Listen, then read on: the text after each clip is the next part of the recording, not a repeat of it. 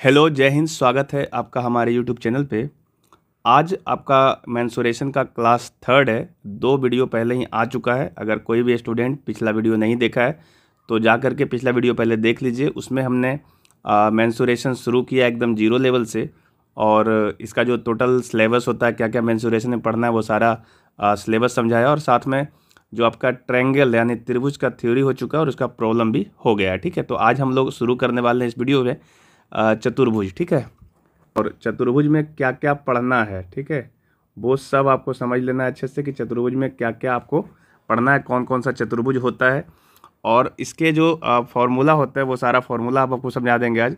और वो सारा फॉर्मूला अगर आप याद रखेंगे तो आपका चतुर्भुज का क्वेश्चन बनने शुरू हो जाएगा। ठीक है, लेकिन साथ में जो आप पीछे पढ़े हो उसको आप नहीं भूल सकते हो, वो सारा चीज़ें आपको याद होना चाहिए। ठीक है, तो चतुर्भुज को हम लोग बोलते हैं क्वाड्रिलेटरल, जानते होंगे आप लोग।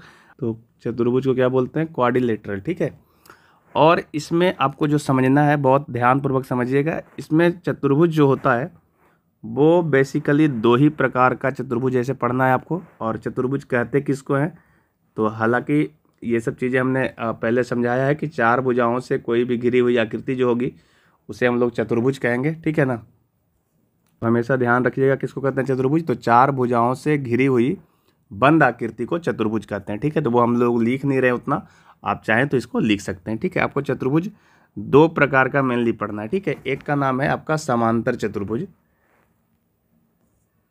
समांतर चतुर्भुज, और दूसरा है आपका समचतुर्भुज। ठीक है, ये दोनों चतुर्भुज को आप समझ लीजिए। इसके आगे पीछे जितने चतुर्भुज हैं सब आपको समझ में आ जाएगा। ठीक है, समांतर चतुर्भुज किसको कहते हैं? तो कहा जाता है इसके बारे में कि जिसकी आमने सामने की भुजा, जिसकी आमने सामने की भुजा, आमने सामने की भुजा क्या हो? समानांतर हो। जिसकी आमने सामने की भुजा समानांतर होती है उसे हम समानांतर चतुर्भुज कहते हैं। और आमने सामने की भुजा समानांतर होने के साथ साथ ये दोनों सामने की भुजा बराबर भी होती है। ठीक है, सामने की भुजा, सामने की भुजा जो है वो बराबर होती है। ठीक है, बराबर होती है। तो ये 2 चीज़ें हैं, याद रखिएगा कि समानांतर चतुर्भुज किसको कहते हैं? तो वैसा चतुर्भुज जिसकी आमने सामने की भुजा समानांतर तथा बराबर होती है, ये याद रख लीजिए, इसको हम समानांतर चतुर्भुज कहते हैं। और कुछ इस तरीके का फिगर होता है समानांतर चतुर्भुज का। देखिए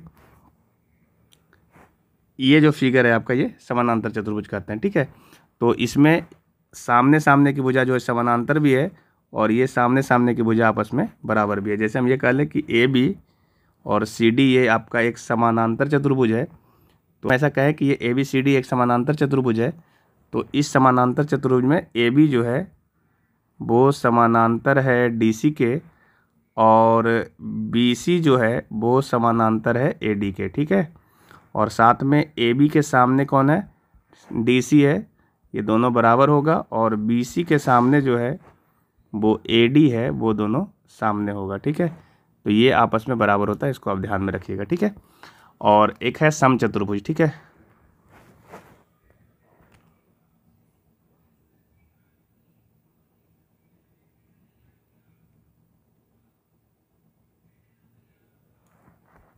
समचतुर्भुज किसे कहते हैं? तो समचतुर्भुज कहते हैं कि वैसा चतुर्भुज,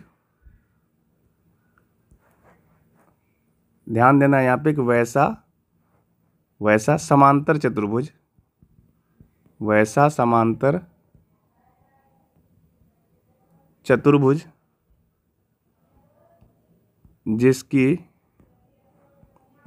सभी भुजाएं, जिसकी सभी भुजाएं बराबर होती है, बराबर होती है। ठीक है, मतलब कि जो समचतुर्भुज, वैसा समचतुर्भुज, समचतुर्भुज मतलब सॉरी वैसा समांतर चतुर्भुज, समांतर चतुर्भुज तो ये है। और इसमें सिर्फ आमने सामने की भुजा समानांतर है, लेकिन ये कह रहा है कि सभी भुजाएं बराबर हो। मतलब ये कि हो तो समानांतर ही, लेकिन इसकी चारों भुजाएं आपस में बराबर हो। ठीक है, तो इसे हम लोग बोलते हैं समचतुर्भुज। ठीक है, इसका मतलब है कि इसकी चारों भुजाएं आपस में क्या है? बराबर है। यदि हम नाम दे दें इसका ए बी सी डी, तो इसका जो है ए बी बराबर होगा BC के, तो इसका AB बराबर होगा BC के, बराबर होगा CD के, और बराबर हो जाएगा AD, यानी चारों भुजाएं इसमें बराबर है। और चूंकि ये समानांतर ही चतुर्भुज होता है, ये समानांतर चतुर्भुज ही है, इसका मतलब इसकी आमने सामने की भुजा भी समानांतर होगा। ठीक है, तो इसका इंग्लिश वाला भी नाम याद रखिए, इसको हम लोग पैरेललोग्राम बोलते हैं। ठीक है, पैरेललोग्राम बोलते हैं, और इसको हम लोग रोम्बस बोलते हैं। ठीक है, ये ध्यान रखना, ये रोम्बस है और ये आपका पैरेललोग्राम है। और ये दोनों में बेसिक डिफरेंस क्या है, तो सबसे पहली बात, जो समांतर चतुर्भुज है, समांतर चतुर्भुज की आमने सामने की भुजा समानांतर होती है और आमने सामने की भुजा बराबर होती है। लेकिन समचतुर्भुज जो है, समचतुर्भुज एक समानांतर चतुर्भुज है, लेकिन उसकी चारों भुजाएं बराबर होती है। दो चीज़ें बेसिक डिफरेंस है, इसको आप ध्यान में रखिएगा। ठीक है, और ये बात आपको समझ में आ ही गया होगा, चूँकि जो भी समचतुर्भुज है वो समानांतर चतुर्भुज ही है। इसका मतलब सभी समचतुर्भुज जो है समानांतर चतुर्भुज होते हैं। ठीक है, सभी समचतुर्भुज समानांतर चतुर्भुज होते हैं, लेकिन सभी समानांतर चतुर्भुज समचतुर्भुज नहीं होते हैं। ठीक है, स्पेशल केस है कि वही समांतर चतुर्भुज समचतुर्भुज होगा जिसकी चारों भुजाएं बराबर होगी। ठीक है, इसके आगे देखिए आपको क्या पढ़ना है। तो अभी आपने दो चीज़ें देख लिया कि सबसे पहले कौन होता है, तो सबसे पहले आपका समांतर चतुर्भुज होता है, और समांतर चतुर्भुज से ही एक कंडीशन लगा करके हम लोग समचतुर्भुज बनाए। ये दोनों एक ही तरह का चतुर्भुज है, सिर्फ दोनों में बेसिक डिफरेंस क्या है, तो समांतर चतुर्भुज जो होती है उसकी आमने सामने भुजा बराबर है, समचतुर्भुज की चारों भुजाएं बराबर होती है। ठीक है, पर है ये समांतर चतुर्भुज। इसके बाद देखिए, अगर हम समांतर चतुर्भुज कुछ कंडीशन लगा दें, समांतर चतुर्भुज पे कुछ कंडीशन लगा दें, क्या कंडीशन लगाना है कि इसके सभी कोण को 90 डिग्री कर दें। ठीक है, तो ये कहलाने लग जाता है आयत। ठीक है, क्या कहलाता है, आयत। मतलब आयत भी एक समांतर चतुर्भुज है। ठीक है, ये आयत कैसा है, तो आयत भी एक समांतर चतुर्भुज है, आयत भी एक समांतर चतुर्भुज है। और क्या है इसमें, इसकी सभी कोण 90 डिग्री के होते हैं, सभी कोण 90 डिग्री के होते हैं। ठीक है, तो ये आपका आयत कहलाने लगता है, इसको हम लोग राइट एंगल बोलते हैं। ठीक है, राइट एंगल। ठीक है, तो ये समांतर चतुर्भुज है आयत, लेकिन इसके सभी कोण 90 डिग्री होते हैं। ठीक है, और जो आपका ये समचतुर्भुज है, इस पर हम कंडीशन लगा दें, सेम कंडीशन लगा देते हैं कि इसके सभी कोण को 90 डिग्री कर देते हैं, तो ये आपका वर्ग कहलाने लगता है। ठीक है, वर्ग। इस वर्ग को हम लोग क्या बोलते हैं, स्क्वायर। ठीक है, स्क्वायर। वर्ग क्या होता है, तो वास्तव में ये समचतुर्भुज है, और सभी कोण आपका 90 डिग्री का होता है। ठीक है, सभी कोण आपका 90 डिग्री का होता है। ठीक है, अब आयत एक समांतर चतुर्भुज है, वर्ग एक समचतुर्भुज है। चूंकि समचतुर्भुज तो समांतर चतुर्भुज है, तो वर्ग भी एक समांतर चतुर्भुज है। ठीक है, अगर हम फिगर की बात करें तो सबका फिगर थोड़ा थोड़ा देख लेते हैं। समांतर चतुर्भुज कैसा होता है, तो समांतर चतुर्भुज की आमने सामने की भुजाएं समानांतर होती है, कुछ इस तरीके का होता है। ठीक है जी। आयत कैसा होता है, तो आयत इस प्रकार का होता है। ये एक समांतर चतुर्भुज है, आमने सामने की भुजा बराबर होगी, समांतर भी होगी, और प्रत्येक कोण, इसका सभी जो कोण है वो 90 डिग्री पर बना हुआ होगा। ठीक है, ये आपका आयत कहलाता है। ठीक है, ये आपका आयत का फिगर है, और ये आपका समचतुर्भुज का फिगर है, सॉरी समांतर चतुर्भुज का फिगर है। और वर्ग कैसा होता है, तो वर्ग इस तरीके से होता है, इसकी चारों भुजाएं बराबर होती है। ठीक है, चारों भुजाएं बराबर होती है और सभी कोण 90 डिग्री का होता है, ये वर्ग कहलाता है। ठीक है, तो ये आपका वर्ग हो गया। और समचतुर्भुज कैसा होता है, तो समचतुर्भुज है जो होते तो इसके चारों भुजाएं बराबर ही है, लेकिन जो कोण है इसका वो 90 डिग्री नहीं होता है। ठीक है, इस तरीके से होता है, तो ये आपका समचतुर्भुज कहलाता है। ठीक है, तो इस तरीके से ये चारों फिगर है, इसको आप समझ लीजिए अच्छे से, है ना। और यही चारों चतुर्भुज आपको अच्छे से पढ़ना है, इसका जो कंडीशनर है सारा कंडीशन समझना है, और इसके अंदर जो भी फार्मूला यूज होगा वो सारा फार्मूला आपको बारी बारी से पढ़ लेना है। ठीक है, तो इसमें मेन चीज़ें क्या है, सबसे मेन इसमें समांतर चतुर्भुज है, चूँकि समांतर चतुर्भुज से ही समचतुर्भुज का निर्माण हुआ। समांतर चतुर्भुज से ही आयत का निर्माण हुआ और समचतुर्भुज से वर्ग का निर्माण हुआ, लेकिन वास्तव में ये समांतर चतुर्भुज भी तो है, क्योंकि वर्ग एक समचतुर्भुज है तो समचतुर्भुज समांतर चतुर्भुज ही है। इसका मतलब ये हुआ कि जो आपका आयत है, चाहे आपका वर्ग है चाहे आपका समचतुर्भुज है,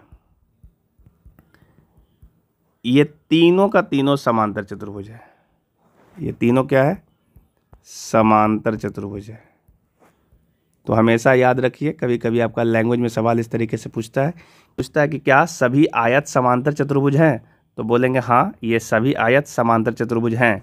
क्या सभी वर्ग समांतर चतुर्भुज हैं? तो हाँ, सभी वर्ग भी समांतर चतुर्भुज हैं। क्या सभी समचतुर्भुज समांतर चतुर्भुज हैं? तो हाँ, बिल्कुल सारा समचतुर्भुज समांतर चतुर्भुज ही है। ठीक है, लेकिन यदि आपसे पूछे कि क्या सभी समांतर चतुर्भुज आयत हैं? तो कहेंगे नहीं। क्या सभी समांतर चतुर्भुज वर्ग है? तो नहीं। क्या सभी समांतर चतुर्भुज समचतुर्भुज हैं? तो नहीं। सभी ऐसा नहीं हो सकता, पर कुछ कंडीशन लगाते हैं तो यही समांतर चतुर्भुज आयत में, यही समांतर चतुर्भुज वर्ग में और यही समांतर चतुर्भुज समचतुर्भुज में कन्वर्ट हो जाता है। ठीक है, तो ये आपको याद रखना। अच्छा, एक बार कंडीशन यहाँ पे भी था कि ये जो आपका वर्ग और समचतुर्भुज, चूंकि वर्ग जो है समचतुर्भुज से ही आया, तो सभी वर्ग जो है, सभी वर्ग समांतर समचतुर्भुज हैं। तो हाँ, बिल्कुल है, सभी वर्ग समचतुर्भुज हैं, लेकिन सभी समचतुर्भुज वर्ग नहीं हैं। ठीक है, तो इस तरीके से बहुत सारा सवाल पूछा जाता है, तो आप ध्यान में रखना ये सारा थ्योरी। और कुछ भी पूछ देता है, कभी आपका लैंग्वेज से कुछ छोटा मोटा सवाल आएगा तो आप आराम से इसको बना करके आप नंबर सिक्योर कर सकते हो। चलिए ठीक है, हम बढ़ते हैं आगे और देखते हैं कि इसमें कौन कौन सा फॉर्मूला यूज होगा और सभी को हम लोग बारी बारी से पढ़ेंगे। तो हम स्टार्ट करेंगे वर्ग से, क्योंकि ये आपके लिए बहुत इजी होगा, है ना। तो चलिए हम वर्ग से शुरू करते हैं। वर्ग को आप इंग्लिश में स्क्वायर बोलते हैं, आपको पता है ये चीज़ें, स्क्वायर। ठीक है, फिगर कैसा होता है? तो इस तरीके का एक फिगर होता है, इसकी चारों भुजाएं बराबर होती है। ठीक है, नाम दे देते हैं यहाँ A, B, C और D। ठीक है, तो क्या क्या इसमें आपको देखना है? तो सबसे पहला कंडीशन है कि सभी भुजाएं बराबर होती है, मतलब AB बराबर BC बराबर CD बराबर DA। ठीक है, ये याद रखना है। दूसरा है वर्ग के बारे में क्या याद रखना है कि इसके सभी कोण समकोण होते हैं, सभी कोण समकोण होते हैं, मतलब 90 डिग्री होते हैं। ठीक है, दो चीज़ें हो गया। तीसरी बात यह है कि अगर इसकी भुजा को हम A मान लें, इसकी सभी की भुजा को A मान लें, A, तो इसका क्षेत्रफल पूछा जाता है कि इसका क्षेत्रफल क्या होगा, यानी वर्ग का क्षेत्रफल क्या होगा। तो आपको याद रखना है कि वर्ग का क्षेत्रफल होता है भुजा मल्टीप्लाई भुजा, यानी भुजा स्क्वायर बोला जाता है ना। क्या पढ़ रहे हैं? भुजा स्क्वायर, सॉरी, भुजा स्क्वायर पढ़ते हैं। ठीक है, तो आप A माने हुए भुजा को तो आप A स्क्वायर बोल सकते हैं। ठीक है, तो ये तो आपको याद होगा कि वर्ग का क्षेत्रफल होता है भुजा स्क्वायर। इसके विकर्ण को याद रखिए। विकर्ण क्या है? तो ये जो इसके इस तरीके से मिलता है दोनों, इसको हम लोग कॉर्नर को मिलाने वाली जो रेखा है उसको हम विकर्ण बोलते हैं। इसको हम लोग D द्वारा सूचित कर रहे हैं। ठीक है, D। तो ये आपका जो विकर्ण है D, वो होता है √A square plus A square. ठीक है, चूँकि ये आपका 90 डिग्री का कोण है ना, तो ये कर्ण का काम करता है, तो A square plus A square, अर्थात ये आपका आ जाता है √2 × A। ये आपको याद रखना है कि विकर्ण की लंबाई कितनी होगी, तो √2 × A। वर्ग के विकर्ण बराबर होते हैं। ठीक है, वर्ग के विकर्ण बराबर होते हैं। वर्ग के विकर्ण क्या होते हैं? बराबर होते हैं, क्योंकि चारों भुजाएं बराबर है और चारों 90 डिग्री के कोण पे ही है। ठीक है, तो ये वर्ग के विकर्ण भी बराबर होते हैं। तो ये कुछ जनरल फॉर्मूला है जो आप बच्चे से पढ़ते आ रहे हो और आपको अभी भी याद होना चाहिए, क्योंकि इसके बिना कोई सवाल बनने वाला नहीं है। ठीक है, साथ में देखिए एक चीज़ आपको और याद रखना चाहिए। ठीक है, वो है आपका एरिया। ठीक है, एरिया इसलिए कह रहे हैं क्योंकि ऐसे नॉर्मली जनरल सबको याद होता है ये वाला, देखो एरिया की क्षेत्रफल क्या होता है, तो भुजा स्क्वायर होता है। ठीक है, लेकिन आपको जो ये क्षेत्रफल है वो क्षेत्रफल सिर्फ A स्क्वायर याद नहीं रखना है, चूँकि आप अगर A स्क्वायर सिर्फ याद रखोगे तो आपका A देगा तब ना, अगर A नहीं देगा तो कुछ और देगा। तो यहाँ से देखो एक फॉर्मूला निकल के आएगा, ये देखो D बराबर क्या आया है, √2 × A। तो यहाँ से A बराबर हम क्या बोल सकते हैं? D/2 बोल सकते हैं ना, सॉरी D/√2। ठीक है, और यहाँ अगर हम ए स्क्वायर करेंगे तो ये वैल्यू आ जाएगा डी स्क्वायर बटा रूट 2 का स्क्वायर करेंगे तो 2 आ जाएगा। दैट मीन्स ये कि हाफ डी स्क्वायर होगा। ठीक है, तो ये भी तो क्षेत्रफल ही हुआ ना, और ये इंपॉर्टेंट फॉर्मूला है। जब आपको विकर्ण देगा तो क्षेत्रफल हम डायरेक्ट इस फॉर्मूला से निकाल लेंगे, और भुजा देगा तो डायरेक्ट इस फॉर्मूला निकाल लेंगे, तो कैलकुलेट करना आपको नहीं पड़ेगा। ठीक है, अब आपको क्या याद रखना है वर्ग में, तो दो चीज़ें जो हमने त्रिभुज में भी पढ़ा था वो यहाँ पे भी आपको याद रखना है। जैसे जो हम वर्ग बनाते हैं, जब हम वर्ग बनाते हैं इस तरीके से, तो हम लोग वर्ग के अंदर भी एक वृत्त खींच सकते हैं और वर्ग के बाहर भी एक वृत्त खींच सकते हैं। ठीक है, तो जो हम अंदर खींचते हैं वृत्त, उस वृत्त को हम लोग क्या बोलते हैं, अंतःवृत्त। इस तरीके से वृत्त जाता है चारों भुजाओं को टच करते हुए। ठीक है, तो इसका नाम हो जाता है अंतःवृत्त। और जब बाहर से खींचते हैं इस तरीके से, तो चारों कॉर्नर को होते हुए जाता है ऐसे, तो इसको हम लोग बोलते हैं बाह्यवृत्त। ठीक है, इसका नाम है आपका अंतःवृत्त। ये जो आपने वृत्त खींचा है अभी, इसका नाम है अंतःवृत्त, अंतःवृत्त। ठीक है, और ये जो आपने इधर खींचा है इसका नाम है बाह्यवृत्त। ठीक है, तो दो चीज़ें आपको याद रखना चाहिए, बाह्यवृत्त और अंतःवृत्त से जो त्रिज्या आएगी है ना, उस त्रिज्या को याद रखना। ये जो त्रिज्या आएगी, तो देखिए इसका जो त्रिज्या आएगा क्या होगा, ये टोटल जो भुजा है तो ये ए है ना, ये सारा ए है। तो अगर हम त्रिज्या की बात करेंगे तो मतलब ये a/2 आएगा। ठीक है, तो हम लोग अंतःवृत्त की जो त्रिज्या है, ये अंतःवृत्त के लिए जो त्रिज्या का मान होता है उसको क्या बोलेंगे, तो a/2 बोलेंगे। ठीक है, ये आपको याद रखना है। आपसे कई बार इससे सवाल पूछा जा गया है, तो आज भी पूछा जाएगा। क्या याद रखना है कि अंतःवृत्त की त्रिज्या क्या होती है वर्ग के लिए, तो कहेंगे a/2। ठीक है, और इसके लिए देखिए, अगर इसके लिए हम लोग इस तरीके से मिला देंगे तो ये आपका वृत्त का व्यास हो जाएगा।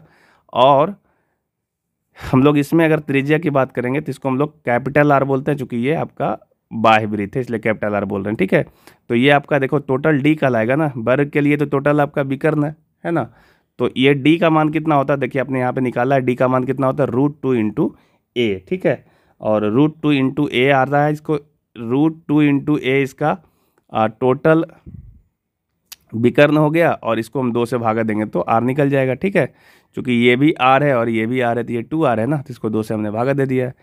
बस इतना सा आपको काम करना है। अब इसको सॉल्व करेंगे तो हम ऊपर नीचे √2 से गुना कर लेंगे। जब √2 से ऊपर और नीचे गुना करेंगे तो देखो √2 × √2 करेंगे तो ये दोनों कट करके कैंसिल आउट हो जाएगा, तो ये वैल्यू बचेगा a/√2।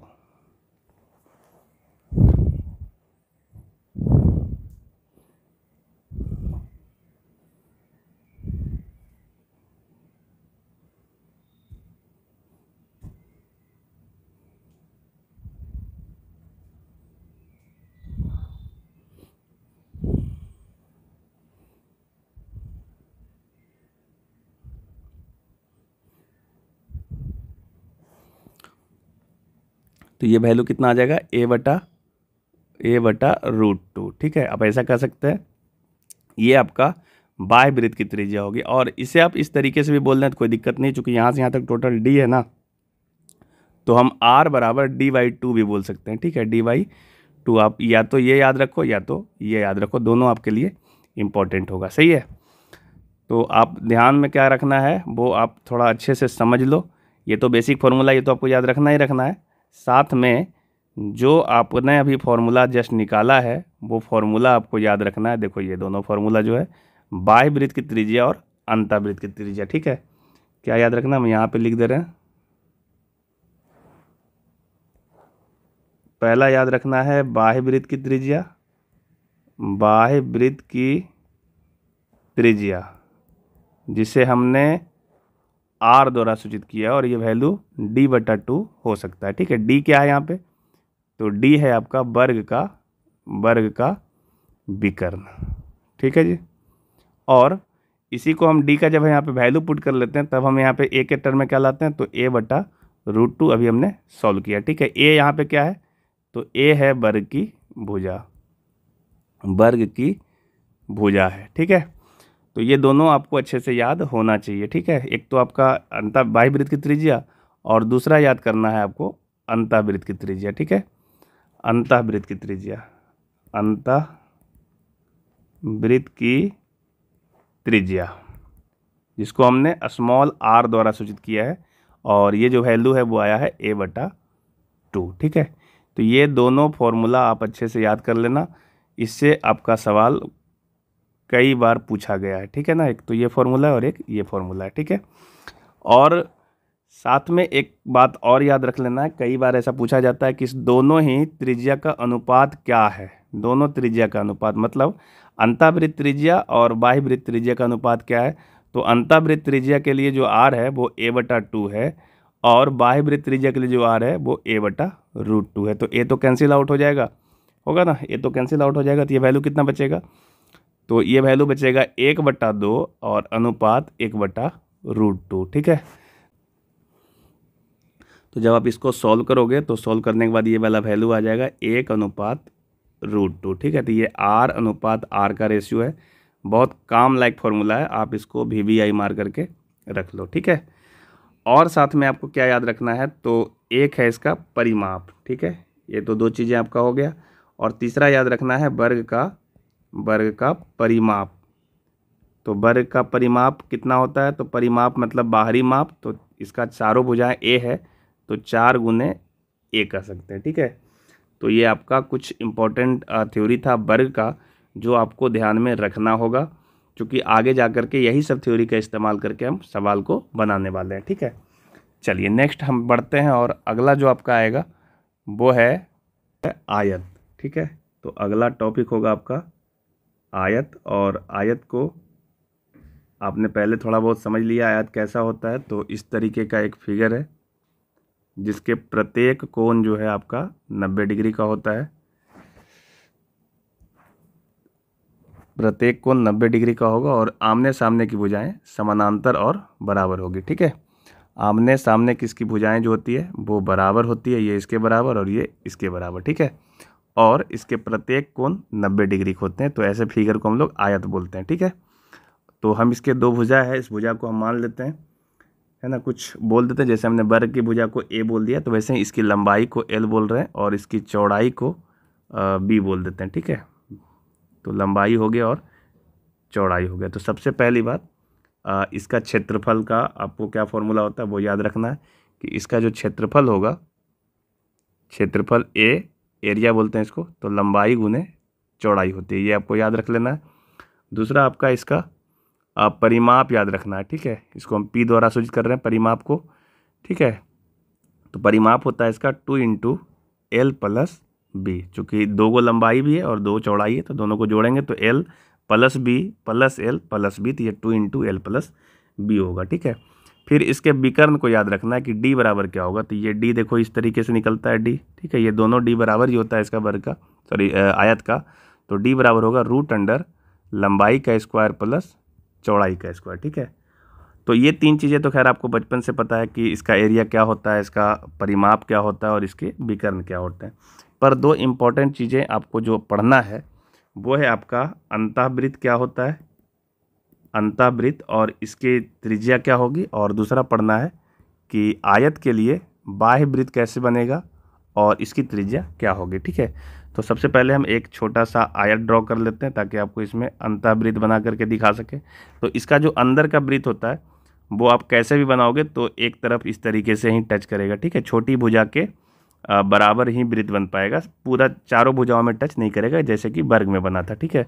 तो जब हम इसका ये वाला चीज़ें देखते हैं, ये तो ये जो इसका डायमीटर है वो आपका जो भुजा है B, यानी इसकी जो चौड़ाई है उसके बराबर है, ठीक है। यानी व्यास जो है इसका, ये बेसिकली व्यास है ना, तो व्यास जो है व्यास वो B के बराबर है, ठीक है। तो हमारा जो त्रिज्या होगा अंतः त्रिज्या R, तो व्यास का आधा होता है ना, व्यास का आधा होता है, तो हम लोग B/2 बोल सकते हैं, ठीक है। तो याद रखिएगा कि अंतःवृत्त आयत के लिए क्या होता है, सॉरी अंतःवृत्त की त्रिज्या क्या होती है, तो B/2। और अब रही बात बाह्यवृत्त की, तो बाह्यवृत्त कैसे बनेगा, तो कोई भी आयत मान लो इस तरीके से है, तो इसका बाह्यवृत्त बनाना है, तो बाहर से वृत्त बनाएंगे तो कैसे बनेगा, तो ये जो आपका विकर्ण है ना, इस विकर्ण के सहारे बनाएंगे, तो हमारा विकर्ण जो है इस तरीके से होते हुए जाएगा, ठीक है। तो इसका जो व्यास होगा वो व्यास आयत के विकर्ण के बराबर होगा, ठीक है। जो भी इसका व्यास होगा, व्यास वो आयत के विकर्ण के बराबर रहेगा, आयत के विकर्ण के। तो आयत का विकर्ण अभी आपने पढ़ा है क्या होता है ना, उसी को आधा कर देंगे तो आर निकल जाएगा। दैट मीन्स ये कि अगर हम आर निकालना चाहते हैं तो इस व्यास का आधा करना पड़ेगा, ठीक है। और व्यास हमारे पास क्या है, तो ये व्यास है √L² प्लस B², और इसको आधा कर देंगे तो ये आपका बाह्य वृत्त की त्रिज्या आ जाएगी, ठीक है। तो ये दोनों चीज़ें आप याद रख लो अच्छे से, ये काम आने वाला चीज़ है, ठीक है। बाह्य वृत्त की त्रिज्या और अंतःवृत्त की त्रिज्या बहुत बार यूज होगा, तो ये दोनों ही फॉर्मूला आपके लिए इम्पॉर्टेंट है, ठीक है जी। तो ये है आयत का कुछ बेसिक फॉर्मूला, और ये आपका अंतःवृत्त की त्रिज्या और ये आपका बाह्य वृत्त, ये दोनों फिगर भी समझ लीजिए और इसके जो त्रिज्या है वो याद भी रख लीजिए, तो आपका काम अच्छा हो जाएगा। चलिए नेक्स्ट देखते हैं कि क्या पढ़ना है आपको। तो अगला जो है आपका वो है समचतुर्भुज, ठीक है। समचतुर्भुज पढ़ लेते हैं, इसको आप रोम्बस बोलते हैं और काफ़ी इंपॉर्टेंट भी होता है ये टॉपिक, रोम्बस, है ना। तो नेक्स्ट है आपका समचतुर्भुज, ठीक है, इसको हम लोग बोलते हैं रोम्बस, बहुत इंपॉर्टेंट है ये टॉपिक,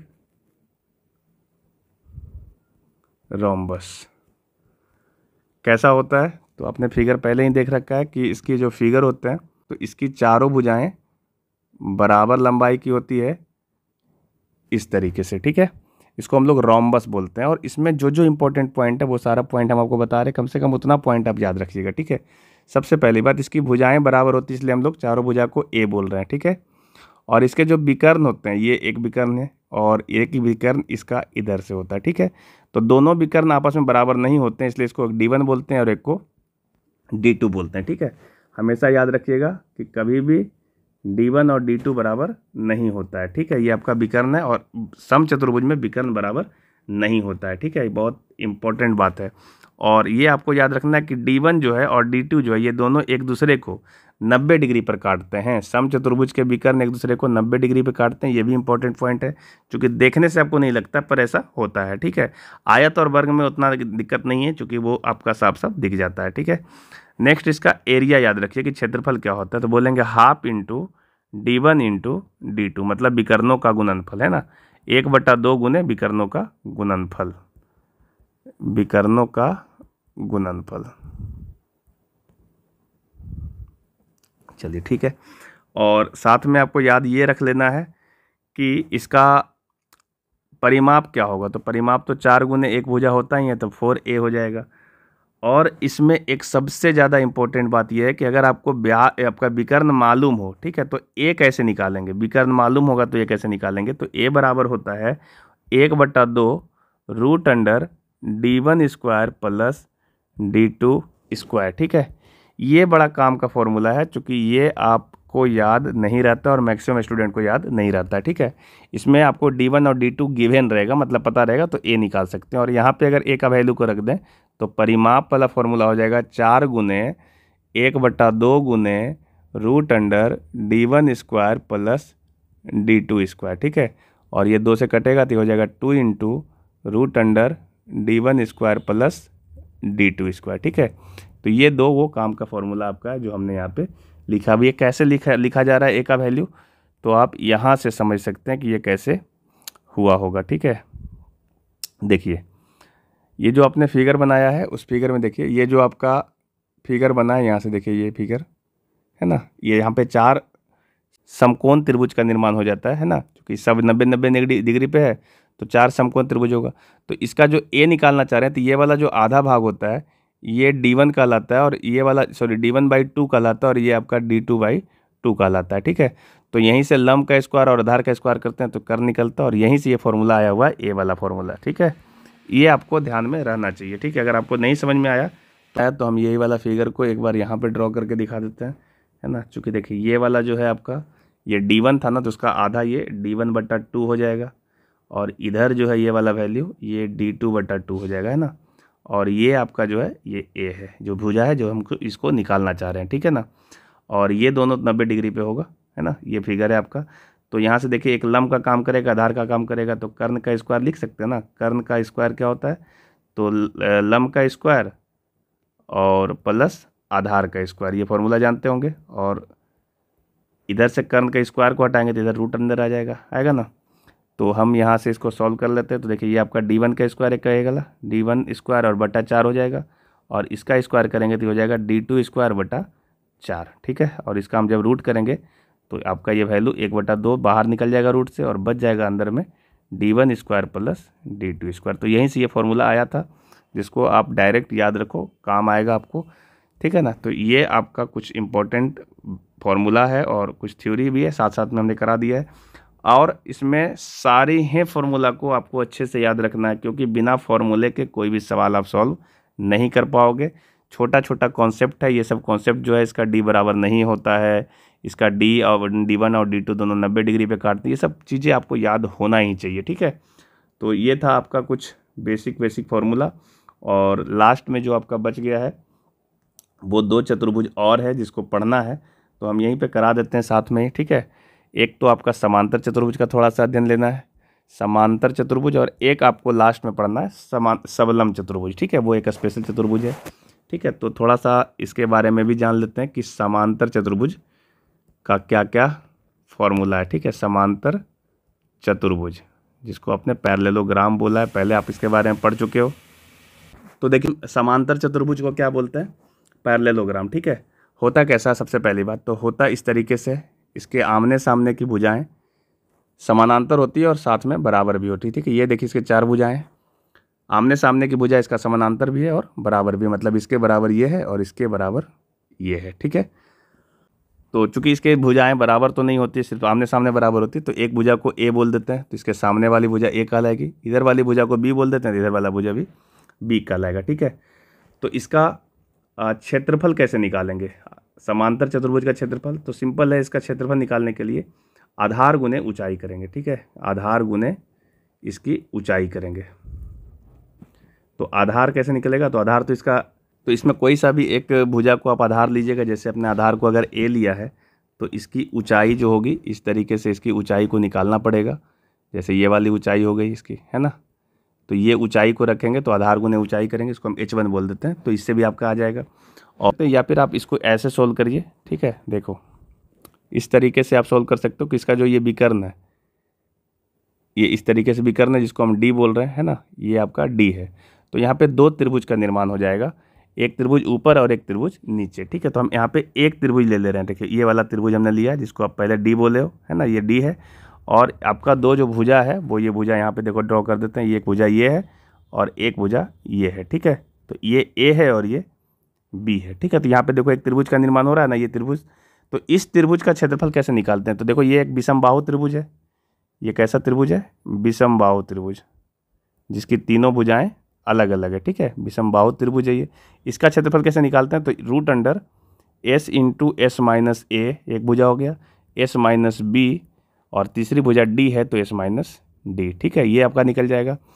और s कैसे निकालते हैं, तो a plus B plus C by 2 होता है, तो a प्लस बी और यहाँ पे c की जगह पे d है, ठीक है, बाई 2। तो ये ऐसे निकाल लोगे तो एक त्रिभुज का निकल जाएगा। और अगर आपको पूरे चतुर्भुज का निकालना है तो हम लोग इस वाले क्षेत्रफल में 2 से गुना कर देंगे, ठीक है। क्या करेंगे क्षेत्रफल निकालने के लिए, अगर आपको समांतर चतुर्भुज का क्षेत्रफल निकालना है तो हम क्या करेंगे 2 इंटू जो आपने त्रिभुज का क्षेत्रफल निकाला है उसको कर लेंगे। डेट मीन्स ये कि 2 इंटू और multiply root under s into S minus A, S minus B और एस माइनस डी कर लेंगे, तो आपका आंसर आ जाएगा। तो इस तरीके से आप समांतर चतुर्भुज का क्षेत्रफल निकाल सकते हो, ठीक है। तो एक तो आप ये आप याद रख लेना, और दूसरा आपको याद रख लेना है, जो दूसरा इंपॉर्टेंट बात है जिससे आपको सवाल सॉल्व होगा, कि d1 और प्लस d2 और d2 बराबर होता है 2 इंटू a² प्लस b²। ये बड़ा काम का प्रॉपर्टी है, ये बहुत जगह पे यूज होगा और आपका काम आसान कर देगा, ठीक है। d1 और d2 है क्या ये, तो d1 और d2 इसके विकर्ण है, ये दोनों इसके विकर्ण है, और a और b इसकी भुजा है। a और b क्या है, तो इसकी भुजा है, ठीक है। ये आपको याद रख लो, बहुत ही इम्पोर्टेंट है और बहुत सा काम को आपको आसान करके देगा, ठीक है। और साथ में ये सब याद रखो कि इसका जो विकर्ण होगा वो बराबर नहीं होता है, ठीक है। अगर बराबर होता तो यहाँ पे हम जोड़ते d1 d2 थोड़ी करते। तो याद रखो हमेशा कि इसका जो 2 विकर्ण है, यहाँ पे जो d लिखा है एक विकर्ण इधर से भी तो होगा, तो ये दोनों विकर्ण आपस में बराबर नहीं होते हैं, ठीक है। तो ये कुछ इम्पोर्टेंट चीज़ें हैं जो हमने यहाँ पे बताया है अभी, ठीक है ना। कुछ चीज़ें छूटा भी होगा तो हम लोग जब सवाल करेंगे तो वहाँ पे भी तो यूज करेंगे, तो वहाँ से भी आप सीखोगे। पर अभी जितना चीज़ें कराया गया उसको एकदम कलम कॉपी लेकर के और बढ़िया से नोट्स तैयार ही कर लो, ठीक है ना। बिना नोट्स तैयार किए हुए आपको सब बात याद रहेगा भी नहीं और बाद में रिवीजन भी नहीं कर पाओगे, ठीक है। और फिर आपको लगेगा कि एडवांस मैथ का सेक्शन है, आपको हार्ड लग रहा है, जबकि ये हार्ड बिल्कुल भी नहीं होता है, ठीक है। एक लास्ट में आपको और पढ़ लेना है जो है समलम चतुर्भुज, ठीक है। ये थोड़ा स्पेशल टाइप का है, ठीक है ना। समलम, समलम चतुर्भुज कहते हैं इसको, समलम चतुर्भुज, ठीक है। ट्रापेजियम बोलते हैं ऐसे इंग्लिश में इसे, ट्रापेजियम। इसके लिए आपको क्या करना है, थोड़ा सा कुछ बातें याद रख लो। जैसे कहते किसको हैं, सबसे पहली बात कि समलम चतुर्भुज किसको कहेंगे। हमने समांतर चतुर्भुज समझा, सम चतुर्भुज समझा, आयत समझा, वर्ग समझा, पर ये समलम चतुर्भुज क्या है, तो कहेंगे कि चतुर्भुज की वैसे 4 भुजाएं होती है, तो कोई भी दो, याद रख लेना इस बात को, आप चाहो तो लिख लो इस चीज़ को कि कोई दो भुजा समानांतर हो, सिर्फ आपको दो ही भुजा समानांतर होना है तो वो समलम कहलाएगा, ठीक है। और अगर चारों समानांतर है तो भी समलम ही कहलाएगा, क्योंकि आमने सामने की कोई भी दो भुजा इसमें समानांतर होती है, ठीक है। तो देखिए यहाँ से कैसा होगा ये, इसकी दो भुजाएं समानांतर है, मतलब ऐसे ये दोनों मान लो समानांतर है, तो ये दोनों का समानांतर होने का कोई कंडीशन नहीं है। अगर हो भी जाता है तो सेम फॉर्मूला लग जाएगा, पर नहीं भी है तो कोई दिक्कत नहीं, पर दो समानांतर होना मस्ट है, ठीक है। जैसे हम यहाँ पे अगर नाम दे दें कि चतुर्भुज है ABCD, तो यहाँ पे आप देख लीजिए कि AB के समानांतर है DC, ठीक है, इसलिए ये समलम चतुर्भुज है। अच्छा, कोई भी दो समानांतर हो, जैसे मान लीजिए कि अगर ऐसा ही बना हुआ है, एक ये है और इसके समानांतर ये है, ठीक है, और इधर से ऐसे मिला हुआ है, तो भी ये समलम चतुर्भुज ही होगा, ठीक है, क्योंकि इसमें अभी भी AB और CD समानांतर है ना, इसलिए ये आपका समलम चतुर्भुज है। और इसके अलग अलग फिगर भी बना सकते हो, आपकी मर्जी। जैसे कोई अगर इधर से भी बना देता है इस तरीके से ऐसे, तो ये भी आपका समलम चतुर्भुज ही होगा, है ना, क्योंकि यहाँ पे दो समानांतर कौन कौन है, तो AB और CD ये दोनों समानांतर है, ठीक है। तो ये आपका समलम चतुर्भुज कहलाएगा, ठीक है। तो सबसे ज़्यादा इम्पोर्टेंट बात ये है कि इसके क्षेत्रफल को याद रखें, ठीक है। क्षेत्रफल क्या होता है इसका, तो क्षेत्रफल इसको बोलेंगे 1/2 मल्टीप्लाई समांतर भुजाओं का योग, समांतर भुजाओं का योग, और इसके साथ में मल्टीप्लाई कर देंगे ऊंचाई से, ठीक है। तो आप समांतर भुजाओं को तो पहचानते ही हो कि समांतर भुजा कौन कौन होगा, पर ऊंचाई क्या होता है, ऊंचाई के बारे में थोड़ा सा समझ लो। ऊंचाई क्या होता है, तो समांतर भुजाओं के बीच की न्यूनतम दूरी, यही आपका ऊंचाई कहलाएगा, ठीक है। समांतर भुजाओं के बीच जो आपका न्यूनतम दूरी, जैसे ये समांतर भुजा है तो इसके बीच ये वाला जो न्यूनतम दूरी है यही इसका ऊंचाई कहलाएगा। और इसमें ऊंचाई कौन सा होगा, तो इसके लिए इधर से आप समांतर भुजा ये है, तो इस दोनों के बीच की जो न्यूनतम दूरी होगी यही आपका ऊंचाई कहलाएगा। और यहाँ पे जो ऊंचाई है ये कह सकते हो, यही ये कहो या चाहे ये कहो या फिर बीच से कह लो, ये सब तो बराबर ही होगा, तो ये इसकी ऊंचाई होती है। और ये बेसिक फार्मूला है, ये नहीं कि बहुत हार्ड फार्मूला है, बच्चे से पढ़ते आ रहे हैं इसको, ये फार्मूला आप अच्छे से याद कर लो, ये बहुत इंपॉर्टेंट है, ठीक है।